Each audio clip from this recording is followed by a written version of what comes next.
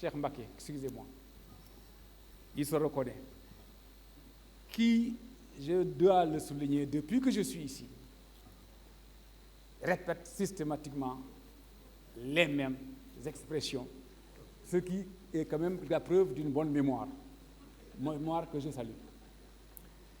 J'ai également écouté la déclaration de Cheikh Abdou Mbacké, l'honorable député Cheikh Abdou Mbacké. Je dois avouer que cette déclaration m'a quelque peu heurté, parce que sous-entendre que des travaux qui devaient être faits en Mbacké n'ont pas été faits parce que peut-être que Mbacké est près de Touba, je pense que ce n'est pas une bonne façon de dire les choses. D'autant plus que Touba sait ce que le président de la République, son Excellence Macky Sall, a fait dans cette ville. Vous savez, j'aime à le répéter, je suis fils de Dara. Respecter un chef religieux, ce n'est pas le dire dans son discours, c'est agir en conséquence.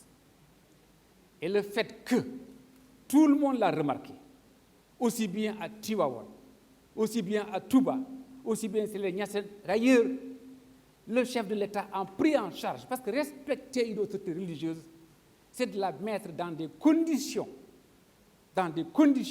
qui permettent à cette autorité-là de recevoir des visiteurs dans la dignité. Tout le monde a remarqué ce qui a été fait à Tivaouane.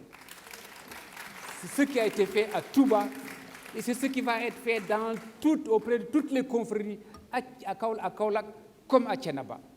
C'est ça, pour moi, et je crois que pour tous les Sénégalais, c'est ça, respecter une autorité religieuse. C'est de faire en sorte qu'elle soit dans les meilleures conditions. Parce que nous avons une tradition chez nous qui est globale. Quand on reçoit un hôte de marque, on lui laisse presque sa chambre. C'est ça le Sénégal. Et c'est dans ça que le chef de l'État, son Excellence Macky Sall, s'inscrit. Donc, j'ai répondu par écrit à 22 députés, individuellement. Je les ai remerciés de leurs questions. Il n'est pas nécessaire que je revienne. Par contre, vous me permettrez de lire la réponse que j'avais donnée à l'honorable député Cheikh Abdou Mbacké, s'agissant justement de ce qui a été fait à Diourbel. C'est pourquoi c'est pourquoi Monsieur le Président de la République a bien voulu initier un ambitieux programme de construction d'infrastructures pour le département de la justice. Ce programme sera déroulé à partir du premier trimestre de l'année 2021 et devrait permettre à terme de résorber le déficit constaté dans ce domaine. Ainsi, honorable député, je voudrais vous informer que dans le lot prioritaire de ces infrastructures, il est prévu à Diourbel la construction d'un nouveau palais de justice qui va abriter le tribunal de grande instance et le tribunal d'instance de cette localité. Le département de Mbacké et de Bambey bénéficieront également des nouveaux locaux pour abriter le tribunal d'instance. Voilà la réponse par écrite qui avait été faite à l'honorable député Cheikh Abdou Mbacké. J'ai été également très surpris par la réaction, par le comportement de l'honorable député Mamadou Lamine Diallo, qui est un ami.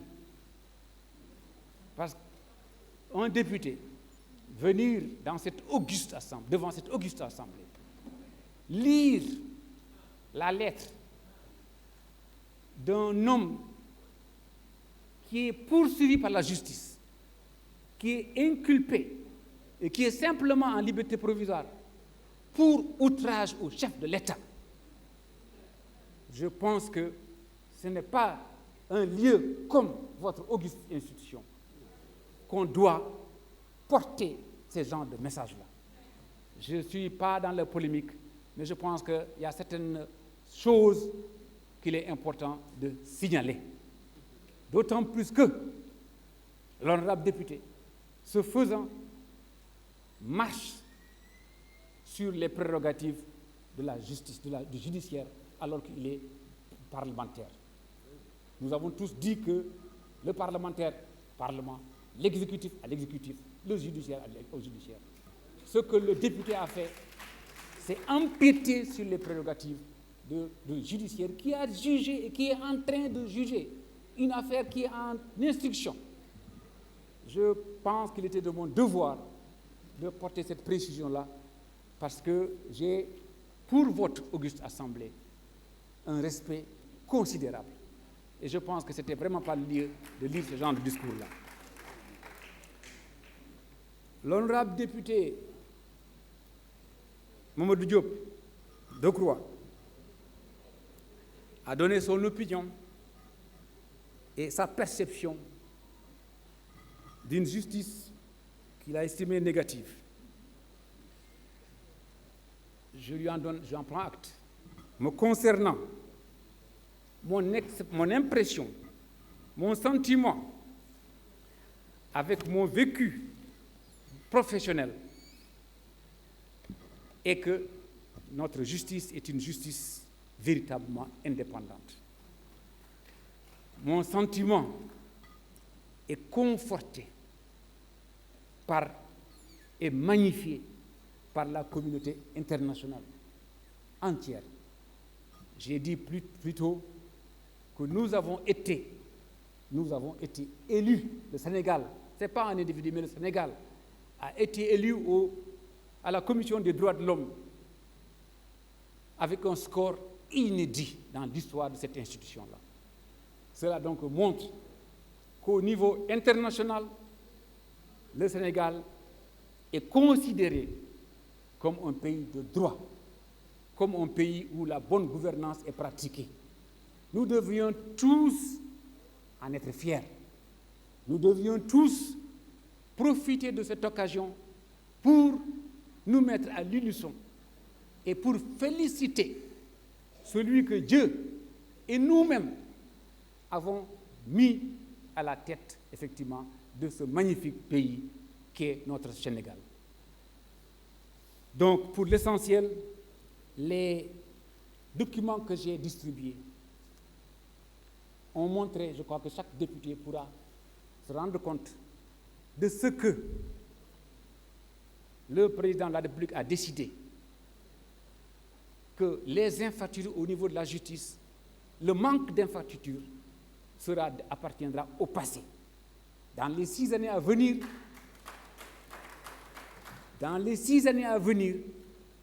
notre justice sera mise définitivement à l'abri, tant au niveau des structures qu'au niveau des conditions de travail de ceux qui travaillent à l'intérieur de cette justice.